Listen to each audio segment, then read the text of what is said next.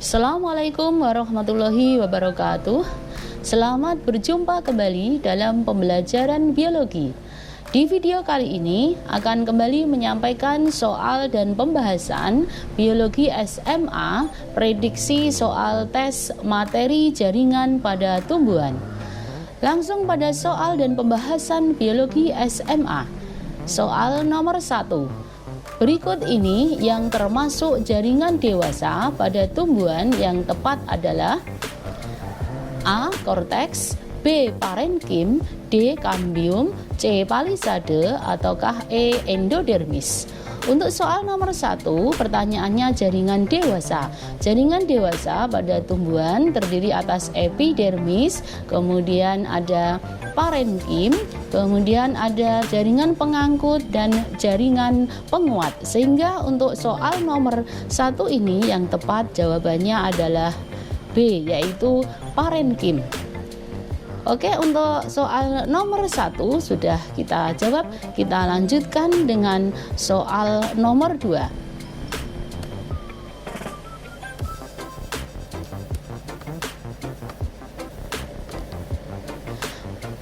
Pengangkutan melalui pembuluh silem berlangsung secara A. Osmosis, B. Difusi, C. Transport aktif, D. Difusi dan transport aktif, ataukah E. Osmosis dan transport aktif. Untuk pengangkutan pada pembuluh silem merupakan pengangkutan air serta mineral ya, dari dalam tanah menuju ke bagian atas pada tumbuhan. Nah, peristiwa tersebut terjadinya adalah secara osmosis, sehingga untuk soal nomor 2 jawabannya adalah A. Oke, untuk soal nomor 2 sudah kita jawab. Kita lanjutkan dengan soal berikutnya, yaitu soal nomor 3. Berikut ini yang merupakan pengangkutan intravaskuler adalah A. Pengangkutan dari rambut akar ke silem, B. Pengangkutan hasil fotosintesis melalui floem, C. Pengangkutan air dan mineral melalui floem, D. Pengangkutan air dan hasil fotosintesis melalui floem, ataukah E. Pengangkutan dari korteks ke silem. Untuk menjawab soal nomor 3, kita ketahui pengangkutan intravaskuler atau pengangkutan di dalam pembuluh angkut itu terjadi pada silem dan floem. Sehingga untuk pernyataan yang paling tepat untuk silem adalah pengangkutan air dan mineral dari dalam tanah menuju ke daun, kemudian floem untuk pengangkutan hasil fotosintesis dari daun melalui floem ya ke seluruh bagian tumbuhan. Sehingga untuk soal nomor 3 jawaban yang tepat adalah B, pengangkutan hasil fotosintesis melalui floem. Oke, untuk soal nomor 3 sudah kita jawab. Kita lanjutkan dengan soal berikutnya, yaitu soal nomor 4. Urutan yang betul tentang letak jaringan penyusun daun dari atas ke bawah adalah A. Epidermis atas, parenkim, kolenkim, epidermis bawah. B. Epidermis atas, palisade, parenkim, spon, epidermis bawah. C. Epidermis atas, kolenkim, klorenkim, parenkim, dan epidermis bawah. D. Epidermis atas, jaringan spon, palisade, silem, epidermis bawah, ataukah E. Epidermis atas, silem, floem, palisade, jaringan spon, ataukah dan terakhir epidermis bawah. Nah, untuk urutan jaringan penyusun daun dari atas ke bawah ini dapat kita pelajari. Ada jaringan tumbuhan yang sudah lalu ya, itu urutannya mulai dari epidermis atas, Kemudian parenkim, dari di sana parenkim ada dua macam, yaitu parenkim palisade dan parenkim spon yang banyak ditemukan kloroplas, dan di sana terjadi tempat terjadinya fotosintesis. Kemudian dilanjutkan dengan kolenkim, di sana merupakan jaringan penguat yang ditemukan pada pertulangan daun. Kemudian epidermis bawah. Sehingga untuk jawaban yang paling tepat untuk soal nomor 4 ini adalah yang A. Jadi mulai dari epidermis atas, kemudian parenkim, kolenkim, dan epidermis bawah. Dan ini ditemukan saat kita melakukan pengamatan dengan irisan daun secara melintang. Oke, untuk soal nomor 4 sudah kita jawab. Kita lanjutkan untuk soal berikutnya, yaitu soal nomor 5. Rambut-rambut akar berfungsi untuk A. Perluasan dari permukaan akar, B. Penguat berdirinya pohon, C. Perluasan bidang penyerapan, D. Pemekaran jaringan epidermis, ataukah E. Penampungan cadangan mineral di tanah. Perlu kita ketahui bahwa rambut-rambut akar atau bulu-bulu akar itu merupakan tempat terjadinya penyerapan air dari dalam tanah untuk masuk kepada sel-sel tumbuhan. Fungsi dari rambut-rambut akar ini tujuannya adalah untuk perluasan bidang penyerapan, sehingga tumbuhan akan lebih mudah untuk mendapatkan air dari dalam tanah. Dan jawaban untuk nomor 5 ini adalah C. Rambut-rambut akar berfungsi untuk perluasan bidang penyerapan. Oke, untuk soal nomor 5 sudah kita jawab, yaitu jawabannya adalah C. Kita lanjutkan dengan soal nomor 6. Tumbuhan monokotil tidak dapat dicangkok karena A. Tidak mempunyai kambium, B. Letak floem dan xilem tidak teratur, C. Batang sangat kecil, D. Batang tidak bercabang, ataukah E. Hanya mempunyai akar serabut. Nah, untuk tumbuhan dikotil, kenapa tidak bisa dicangkok? Ini alasannya karena pembuluh angkut pada tumbuhan monokotil, yaitu xilem dan floemnya, letaknya tidak beraturan, sehingga kalau dicangkok, ya, maka proses pengangkutan yang terjadi pada tumbuhan tersebut tidak akan terjadi sempurna, sehingga tumbuhan akan gagal dalam proses menyangkok, tidak akan terbentuk akar. Sehingga jawaban yang paling tepat untuk soal nomor 6 adalah B. Oke, untuk soal nomor 6 sudah kita jawab. Kita lanjutkan dengan soal berikutnya. Soal nomor 7. Zat yang diperoleh tumbuhan di udara adalah A. N2 atau nitrogen dan CO2 karbon dioksida, B. H2O dan CO2, C. Mg dan CO2, D. O2 dan CO2, E. Fe dan CO2. Nah, kita dapat mengetahui secara pasti zat yang ada di udara itu adalah oksigen dan CO2. Jadi jawaban untuk soal nomor 7 ini adalah D. Jadi oksigen dibutuhkan tumbuhan saat melakukan respirasi atau pernapasan, dan CO2 dibutuhkan oleh tumbuhan ini saat melakukan fotosintesis. Dan itu diperoleh oleh tumbuhan melalui udara. Oke, untuk soal nomor 7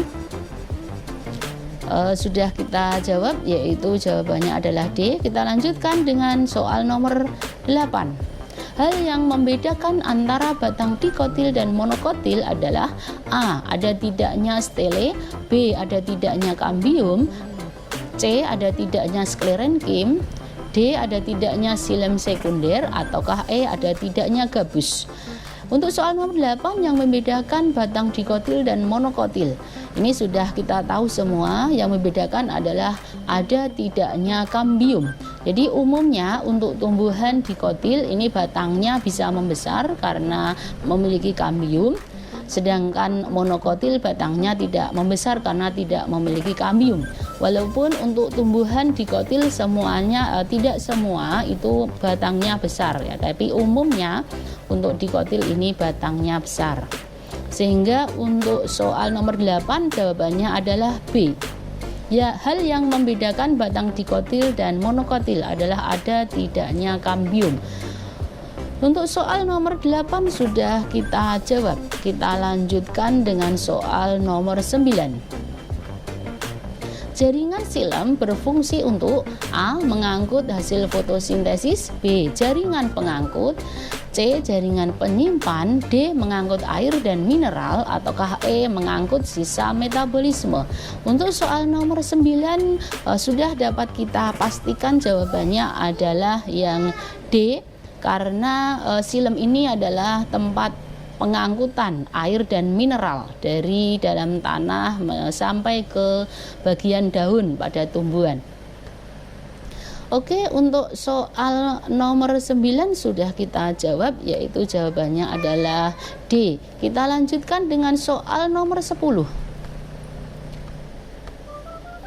Pengangkutan ekstravaskuler adalah pengangkut A dari rambut akar sampai ke pembuluh silem, B. air dan hasil fotosintesis ke berkas pembuluh, C. hasil fotosintesis melalui floem, D. air dan garam mineral dari akar melalui silem, ataukah E. hasil fotosintesis melalui berkas pembuluh. Untuk soal nomor 10, pengangkutan ekstravaskuler atau pengangkutan di luar jaringan pengangkut ini terjadi saat masuknya air ke rambut-rambut akar sebelum sampai ke jaringan silem. Jadi jawaban untuk nomor 10 ini adalah A yang paling tepat. Dari rambut akar sampai ke pembuluh silem yang terdiri dari pengangkutan simplas dan apoplas ya, itu merupakan pengangkutan ekstravaskuler atau pengangkutan di luar jaringan pengangkut. Sehingga untuk jawaban nomor 10 adalah A ya. Sudah kita jawab untuk jawaban soal nomor 10. Kita lanjutkan dengan soal berikutnya. Soal nomor 11. Air dari tanah dapat masuk melalui rambut akar pada keadaan A. Tekanan osmosis tumbuhan dan larutan dalam tanah sama, B. Keadaan sel tumbuhan lebih hipertonis, C. Keadaan air pada tumbuhan lebih tinggi, D. Kadar larutan pada tanah lebih hipertonis, E. Kadar air pada tanah lebih rendah.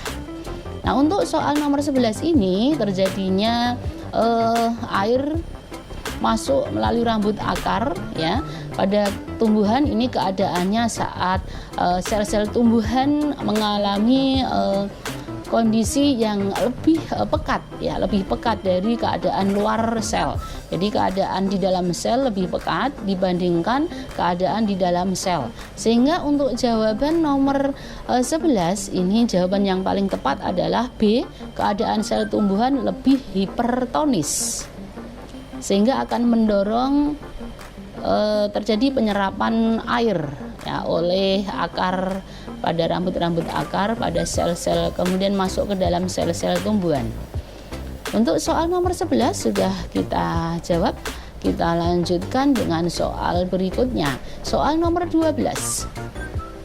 Kentang yang direndam dalam larutan garam pekat, keadaannya menjadi A. Beratnya berkurang karena air keluar dari sel, B. Kandungan airnya bertambah karena air garam masuk ke dalam sel, C. Tidak mengalami perubahan, D. Menjadi layu karena air garam banyak keluar, ataukah E. Menjadi kaku karena air banyak masuk. Nah, untuk soal nomor 12, kentang yang direndam di dalam larutan garam pekat itu akan berakibat pada sel-sel kentang mengalami kondisi air di dalam sel akan banyak keluar ya. Karena apa? Karena kondisi lingkungan lebih hipertonik, kemudian di dalam sel kentang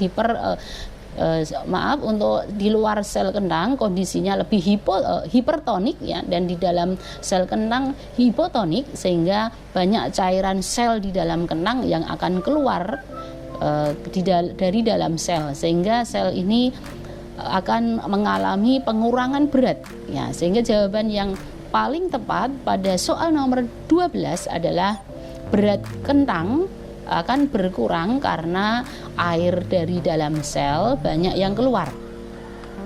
Yaitu jawaban nomor 12 yang tepat adalah A, beratnya berkurang karena air keluar dari sel. Oke, untuk soal nomor 12 ini sudah kita jawab. Kita lanjutkan dengan soal berikutnya, yaitu soal nomor 13.